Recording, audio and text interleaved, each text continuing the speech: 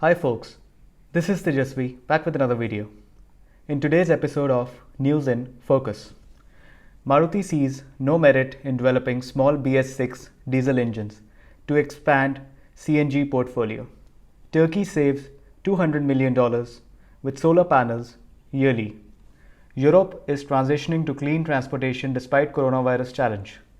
Toshiba is officially out of the laptop business. Harley Davidsons' cheapest bike in India gets a massive price cut. Millions of Android phones are vulnerable to a Snapdragon security flaw. Indian nationals carrying valid visa can now travel to UAE. Samsung guarantees 3 generations of Android OS updates for some Galaxy models. Tencent shares 2-day loss on Trump's WeChat ban, $66 billion. Google is turning Android phones into seismometers. Google is developing baby monitoring radar to scan infants' vital signs and send smartphone alerts of caught escapes. TikTok tracked Android user data despite Google privacy protection. China's Huawei ZTE to be shut out of India's 5G trials. China's days as world's factory are over, says iPhone maker. Fortnite pulled from Apple App Store, Google Play Store. And finally, Samsung partners with AMD and ARM to upgrade its Exynos processors. We'll go through them one by one. Well, starting with the first news, folks. Maruti sees no merit in developing small BS6 diesel engines to expand CNG portfolio. MSIL sees no logic in developing BS6 diesel engines for small cars as it does not find any economic viability for such cars, with market gradually shifting towards petrol models, a senior company official said. Country's largest car maker with no diesel vehicles in its lineup now aims to expand its CNG product range to bring in additional volumes.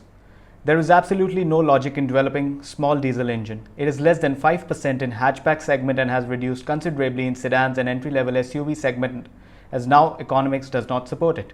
Shashank Srivastav, Executive Director, Sales and Marketing at Maruti Suzuki India, told PTI in an interview. The automaker, however, may look at having a bigger BS6 diesel engine at a later stage if there are enough customers for diesel-powered big sport utility vehicle and sedans. Those customers who do not care about economics for running the car, they may still be buying diesel cars, and for that the company has said it's watching the market very closely. If we find that there are enough people in the category, then we can always look at developing a bigger BS6 diesel engines. The company is yet to make a decision regarding the matter, Srivastav said. We will have to look at the market because we believe that such market, diesel SUV, sedan, will slowly disappear. The company has set an ambitious target of selling 10 lakh cars with green technology over the next few years. Counting positives of a CNG vehicle against diesel cars, Srivastav said the cost of acquisition of a CNG car is much less than normal diesel cars and is much cheaper to run. Turkey saves $200 million with solar panels yearly. With its 22 million square meters of solar panels across the country, Turkey saves itself $200 million a year on energy cost, according to Turkey Energy Minister. As a result of such widespread use, Turkey trails only China and US in using solar panels to heat water. Energy and Natural Resources Minister Fatih Donmez said August 6th. Solar collectors have been installed widely on the rooftops of Anatolia to ensure hot water. Considering this culture, it is not surprising that Turkey ranks third in the world in this area. Germany, Brazil, India, Australia, Israel, and Italy all trail Turkey in using solar panels to heat water. We aim to create an investor profile as a country that produces its own electricity with new solar rooftop and facade applications, said Donmez. We want the rooftops of all homes, hotels, hospitals, public buildings, schools, farmhouses, and industrial enterprises to shine with solar panels. Turkey's total installed solar energy capacity is around 6,000 megawatts, according to the energy minister. And thanks to tax incentives, as well as government permission for people to install solar panels providing up to 5 megawatt without a license, Turkey's solar collector capacity has increased by 1,500 megawatts in the last 2 years. Europe is transitioning to clean transportation despite the coronavirus challenge.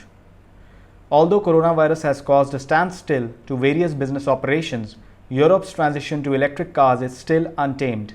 The sales of EVs and their hybrid counterparts are still high despite the market recess, all due to government efforts. The 27 European Union country members are going on with their scheduled transition in the transportation industry from ICE cars to electric vehicles to counter climate change. The Regulatory Commission on Climate Change is forcing car makers to slide into the EV industry to minimize greenhouse gas emissions come next year. European markets have witnessed a rise in market share for electric vehicles and their hybrids despite the closure of showrooms because of the coronavirus pandemic. For instance, Germany recorded an increase of 5% despite the 35% drop in overall car sales. On the other hand, France and Sweden recorded 7% and 15% increase in market sales for electric vehicles and hybrids. Toshiba is officially out of the laptop business. The company sold its remaining shares of its PC business to Sharp. Toshiba quietly exited the laptop business once and for all last week, ending a 35-year run by transferring its remaining minority stake in its PC business to Sharp. 2 years ago, Toshiba sold an 80.1% stake of its PC business to Sharp for $36 million, and Sharp renamed the division Dynabook. Sharp exercised its right to buy the remaining 19.1% of shares back in June, and Toshiba released a statement August 4th that the deal was completed. As a result of the transfer, Dynabook has become wholly owned subsidiary of Sharp. Toshiba said in a statement, the company made the first PC laptop in 1985. The T1100 boosted internal rechargeable batteries, 3.5-inch floppy drive, 256K of memory. Computer World's 20-year retrospective of the T1100 notes that Toshiba executives were unsure about the portable computer but eventually came around and began selling the T1100 for around $2,000. By the time it sold its stake to Sharp, Toshiba's share of the PC market had dwindled from its 2011 peak of 17.7 million PCs sold to about 1.4 million in 2017, according to Reuters. I have personally used a Toshiba laptop. It was excellent. It was of the satellite series. I don't remember the model. My brother bought it from Dubai. It was a damn nice laptop, I must say. It was a 15.6-inch laptop. Harley Davidson's cheapest bike in India gets massive price cut. The Harley Davidson Street 750, as is shown in the image, is powered by a 750cc liquid-cooled Revolution X engine and comes equipped with anti-lock braking system. Premium motorcycle manufacturer Harley Davidson has announced a major price cut on one of their best-selling motorcycles in the country. It is not clear why the company has announced the price cut on Harley Davidson Street 750. However, the bike, being an entry point in the luxury segment, is expected to attract buyers due to the new price tag. The Street 750, which was priced above 5.3 lakhs ex-showroom, is now priced at 4.69 lakh after the price cut for vivid black color variant. The company has announced a price cut of $65,000. Other color options will be $12,000 more expensive than the base black version. Millions of Android phones are vulnerable to a Snapdragon security flaw. DSPs in Qualcomm Snapdragon chips reportedly contain over 400 vulnerabilities. Attackers could use these for spying, malware, or just breaking devices. Fixes are on the way and there are no known attacks, but it is still concerning. If you're using an Android phone with a Snapdragon chip inside, there's a good chance it's susceptible to a host of potentially serious security flaws. Check Point security researchers say that they have discovered more than 400 code vulnerabilities nicknamed Achilles in the digital signal processors (DSPs) of Qualcomm Snapdragon chips. The team is keeping the details a secret to prevent malicious use of vulnerabilities before there's a fix. The consequences can be serious. However, Check Point says that attackers can quietly record calls, steal data, render devices unusable, and even install completely silent, non-removable malware. It is not clear how easy it is to exploit the flaws as a result. However, the researchers used fuzz testing technologies and other methods to identify flaws in the DSPs, which tend to be black boxes that are harder to study. Check Point noted that phone vendors couldn't simply fix this, as the chip maker, Qualcomm, had to address the issues first. Solutions are thankfully on the way. Qualcomm has acknowledged the flaws and shared details with the brands while it provides appropriate mitigations to brands, a spokesperson told MarketWatch. The representative also said that there was no evidence of active exploits and that users could minimize their risk by getting patches when available and downloading apps from trusted outlets like the Google Play Store. Indian nationals carrying valid visa can now travel to UAE, United Arab Emirates. Flight operations between India and UAE had been shut for about 5 months due to COVID-19 pandemic. The ticket bookings for flights from UAE to 18 destinations in India from August 16 to 31 will open today. Samsung guarantees 3 generations of Android OS updates for some Galaxy phones. There are some caveats, of course, for the A series phones. Samsung is promising to support 3 generations of Android updates for Galaxy phones, but that won't apply to all the phone it makes. Samsung says it will happen for phones from the S10 and newer, but that some of its lower A series phones may not be up to it. In a statement to The Verge, Samsung clarifies that the guarantee applies to S, N and Z series. A series will support until hardware allows. The original promise flew by near the end of its unpacked keynote for the Galaxy Note 20 Ultra and many other devices. Samsung has made big strides in offering Android updates in recent years, reducing the amount of time Galaxy S owners have needed to wait for OS updates by months. However, because of the way the Android ecosystem is structured, Samsung can't update its phones as quickly as Google can and obviously lags behind Apple. Generally, however, things are improving across the entire Android ecosystem. Tencent shares 2-day loss on Trump's WeChat ban, $66 billion. Tencent stock fell 4.8% Monday and nearly reached Friday's low. Well, according to Live Mint, the cumulative 9.6% drop, the worst 2 days since October 2011, followed a 4-month 70% surge, which puts shares into record territory and made the internet giant Asia's most valuable company at nearly $700 billion. Tencent holdings added to Friday's sharp decline to start the week, putting the stock's 2-day loss of market value at $66 billion following America's move to ban residents from doing business with the company's WeChat app. The stock fell 4.8% on Monday and nearly reached Friday's low. The cumulative 9.6% drop, the worst 2 days since October 2011, followed a 4-month 70% surge, which put shares into record territory and made the internet giant Asia's most valuable company at nearly $700 billion. Tech stocks in Hong Kong led declines in the city Monday, with the Hang Seng Tech Index falling as much as 3.6%. The sector was also amongst the weakest performing in China, with the Chi Next Index dropping as much as 2%. Suppliers to Apple inclusive saw some of the biggest declines. Deteriorating relations between the US and China are raising investor concerns about the geopolitical impact on economies and markets. In addition to the WeChat ban, Trump signed an order to prevent US residents from doing business with ByteDance's TikTok app starting in 6 weeks. Google is turning Android phones into seismometers. Google's new worldwide earthquake detection system and the new earthquake alerting feature is launching for California. With this, Google is essentially turning your Android phone into a seismometer to create what the company says is the world's largest earthquake detection system. As you can see in the animation, folks, it will show you alerts. It will map all the Android phones.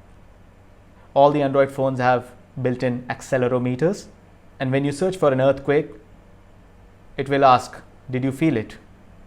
The company argues that smartphone accelerometers are sensitive enough to measure the P waves that are the first waves to arrive after an earthquake. Whenever the phone thinks it has detected an earthquake, it will send that info to a central server, which then determines whether this was really an earthquake. For now, Google will only use this data to show information when somebody searches for earthquake or a similar keyword.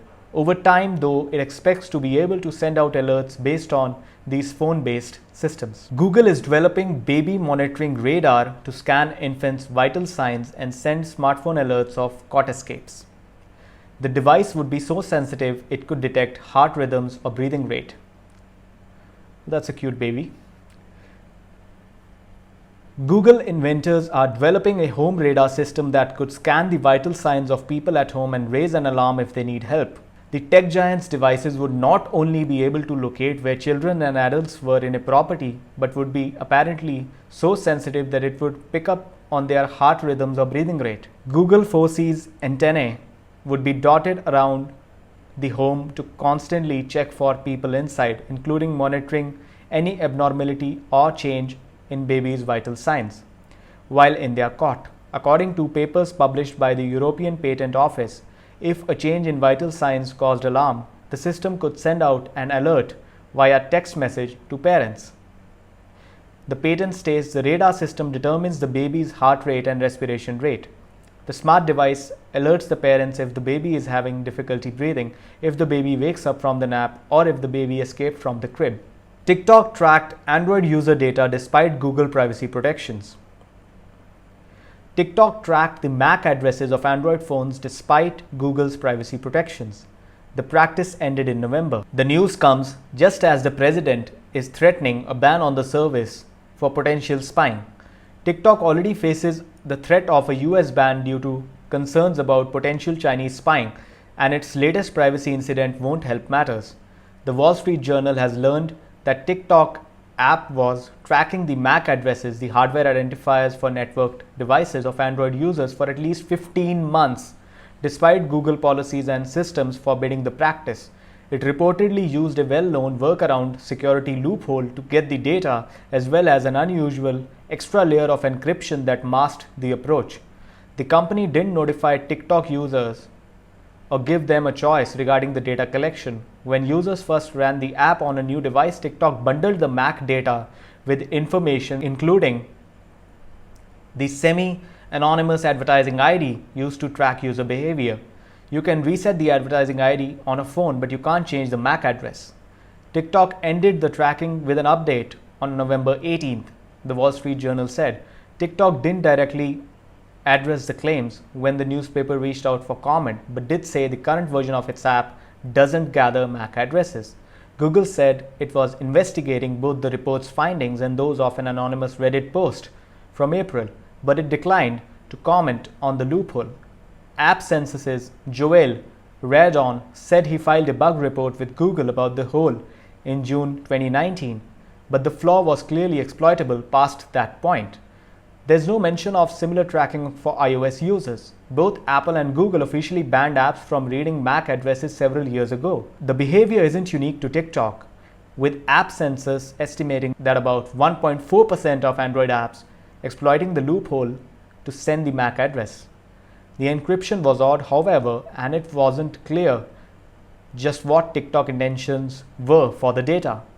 It also follows just weeks after iOS 14 revealed that TikTok was accessing iPhone clipboards more than necessary. Both Google and TikTok might have to answer more questions. The findings came at a worst possible time for TikTok. President Trump and other American politicians are pushing for TikTok to sell itself to a US company over concerns its Chinese parent company ByteDance might ask it to collect sensitive data for surveillance. TikTok has always denied collecting data for China and made a point of distancing itself from ByteDance, but this could easily feel suspicious, even if the data is used only for advertising or other business purposes. China's Huawei and ZTE set to be shut out of India's 5G trials. Border clash ended chance for Chinese companies, according to the officials. Discussion on domestic 5G trials to restart as the lockdown ends. Well, according to a report from the Bloomberg, China's Huawei Technologies Corporation and ZTE Corporation are set to be kept out of India's plans to roll out 5G networks as relations between the two countries hit a 4-decade low following deadly border clashes. The South Asian nation will apply investment rules amended on July 23rd that cite national security concerns to restrict bidders from nations it shares land borders with to keep out of the companies. People familiar with the issue said, asking not to be identified, citing rules for speaking with the media. The Ministry of Communications will restart pending discussions on approvals for 5G trials by private companies including Bharti Airtel, Reliance Jio Infocom and Vodafone Idea Limited that were delayed by the nationwide lockdown. India seeks to dissuade wireless firms from buying Chinese gear. India's decision echoes actions by the US, UK and Australia which have raised red flags about the company's Chinese government links. The US Federal Communications Commission has officially declared both companies national security threats. The process to auction 5G may spill onto next year. According to the officials, a decision on the ban is expected to be announced in a week or two after approval from the Prime Minister's office. A spokesperson for the Communication Ministry and the Prime Minister's office didn't immediately respond to queries seeking comment. Huawei and ZTE didn't respond to emails seeking comments. NASA launched laser beams at Moon. For the first time, they received a signal back. Dozens of times over the last decade, NASA scientists have launched laser beams at a reflector the size of a paperback novel about 240,000 miles, 385,000 kilometers away from Earth. They announced today in collaboration with their French colleagues that they received a signal back for the first time, an encouraging result that could enhance laser experiments used to study the physics of the universe. The reflector NASA scientists aimed for is mounted on the Lunar Reconnaissance Orbiter (LRO), a spacecraft that has been studying the Moon from its orbit since 2009.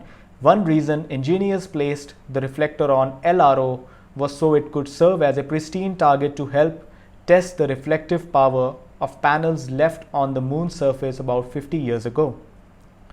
These older reflectors are returning a weak signal, which is making it harder for them to use for science. Scientists have also been using reflectors on the Moon since the Apollo era to learn more about our nearest neighbor. It is a fairly straightforward experiment. Aim a beam of light at the reflector and clock the amount of time it takes for the light to come back. Decades of making this one measurement has led to major discoveries. One of the biggest revelations is that Earth and Moon are slowly drifting apart at the rate that fingernails grow, of 1.5 inches per year.